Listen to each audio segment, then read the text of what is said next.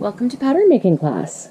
I'm Annette Julie, and today we're working on our exaggerated bishop sleeve. We just finished part 1 and now we're going to work on part 2.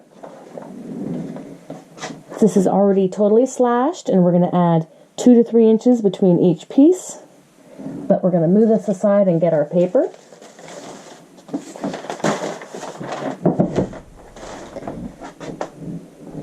And here we have a roll of pattern making paper.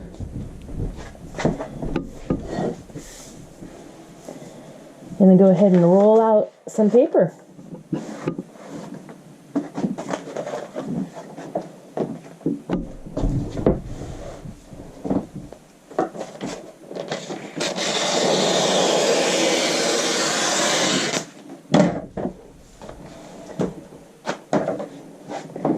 And now let's see, how much paper do we really need? I cut a huge piece. Probably don't need that much. But let's go ahead and take our pattern piece and put it on here. It looks like an octopus at this point. Oh, yeah, it is. It's got 8 legs. Okay. Spacing this out. See how big it is. How much room are we going to need? 2 to 3 inches between each piece. Wow. We might need that whole thing. Let's go ahead. Take the piece of paper. We're going to fold it in half and find our grain line.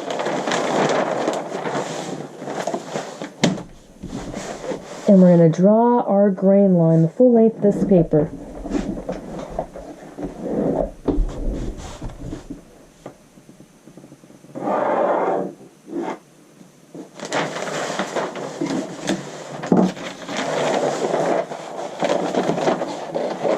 We always start with our grain line.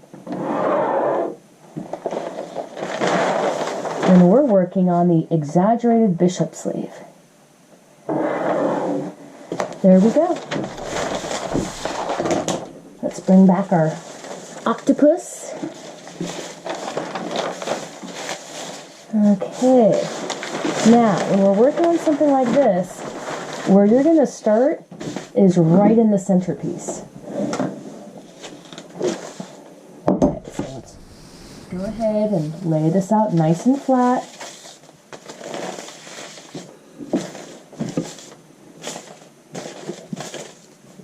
Okay, let's pull this up to the edge of our paper. Give ourselves a little bit of room for seam allowance. And I'm going to start with equally distributing fullness on both sides of the grain line down here at the hem. But at the cap, we've kept it completely connected. Okay, so let's add a little piece of tape right up here at the cap. Fasten that in place. Allowing this to move around a little bit. I'm going to trim off a little bit off the bottom, not too much.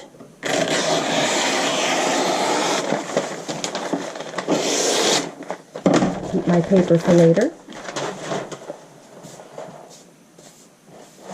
Okay, so I'm working with piece 4 and 5 right now. And I'm going to go ahead and spread this 3 inches. So I'm going to go 1.5 inches on one side, 1.5 inches on the other. Let's grab some tape. And that's attached there at the cap. We want to get this nice and flat. Tape down one side, tape down the other. Great.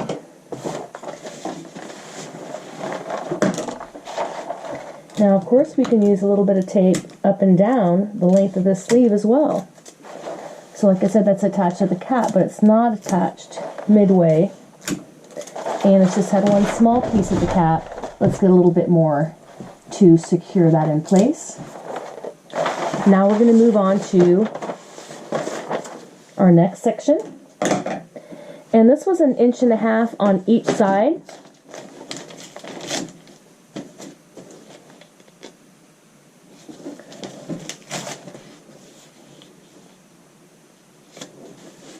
The next one is going to be a 3-inch space. This is a total of 3 inches. And this is 3 inches. Here we go. We'll tape this down.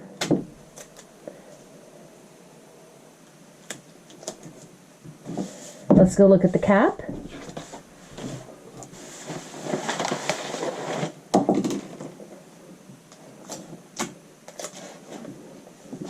Taping it in place.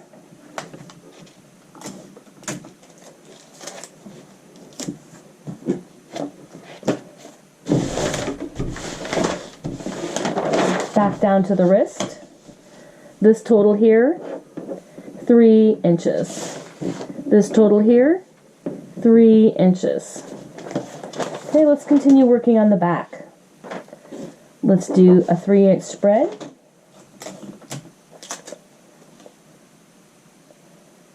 We'll tape that down. Let's go back up to the cap.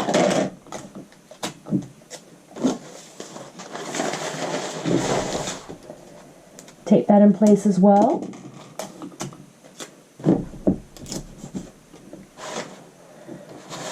Then back down to the wrist.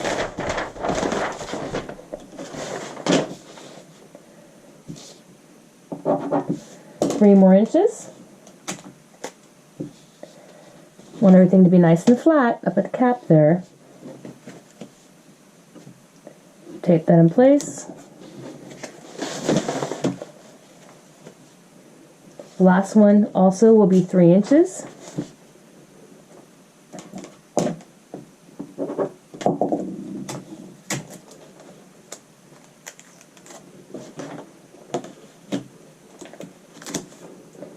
Now let's go up to the sleeve cap and secure that.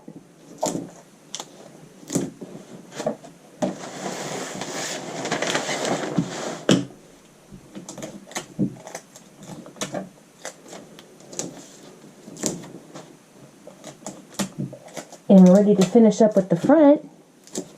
And we're almost done with our bishop sleeve, our exaggerated bishop sleeve. So in the back here, we've done 3 inches. The back can handle a lot of fullness. But then we get to the front, sometimes we want a little bit less fullness because the fullness we want to hang off the back of our arm. So we did 3 inches on the top of the grain line in the first segment. But the next segment, I'm going to do 2. Place that, flatten our cap out. Tape that down. Let's go look at the cap.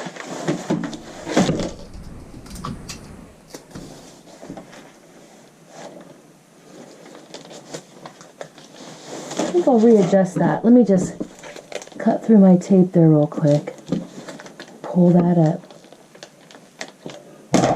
Get that cap to lay flat with this 2-inch spread. There, that looks good.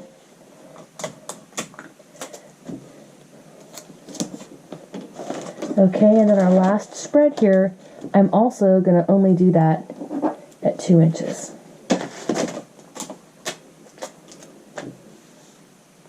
This is the front of the sleeve. Has the single notch. We'll go ahead and secure.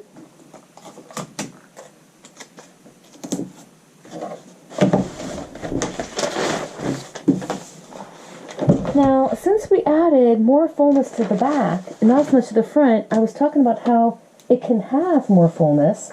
Let's go ahead and drop this down another couple of inches. We go 2 inches here in the back. And then I'm going to try to blend up to that underseam. So it's going to drop down 2 inches, going to be 2 inches. And then we're going to go to the front, and it's going to end up being nothing. Let's true up that curve line. So the front underseam, we go along here, does not have hardly any additional zero. Then we're maybe an eighth or a quarter. Then we're blending to just a couple of inches bigger. Here I'm down about 1.5 inches at the grain line. Now we're blending into more length and fullness and drapiness with this bishop sleeve in the back. We blend that curve there.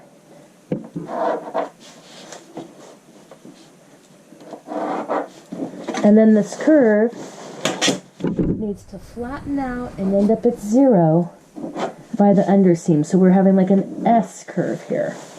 Then I would go ahead and add on my seam allowance, which would be that 1/2 inch. And this would of course be all over. And we would attach a cuff to this.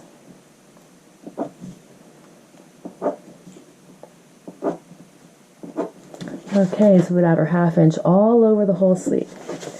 But the last thing that we want to do to it is make a little slit. So here, this is segment 1, segment 2. On segment 2, go up from the wrist, anywhere from 2.5 to 3 or 4 inches, whatever you feel like styling. I'm going to do 3. And then right here, this is going to be my slit, where I'm going to put in a continuous sleeve placket. So this would actually be slit and cut apart, and you would cut through to your fabric as well. And for us to put in a continuous sleeve placket, I would pull that out to a long straight line and sew that placket in. So there's our slit. And this finishes up our exaggerated bishop sleeve. This is Annette Julie, and I look forward to seeing you in the next video.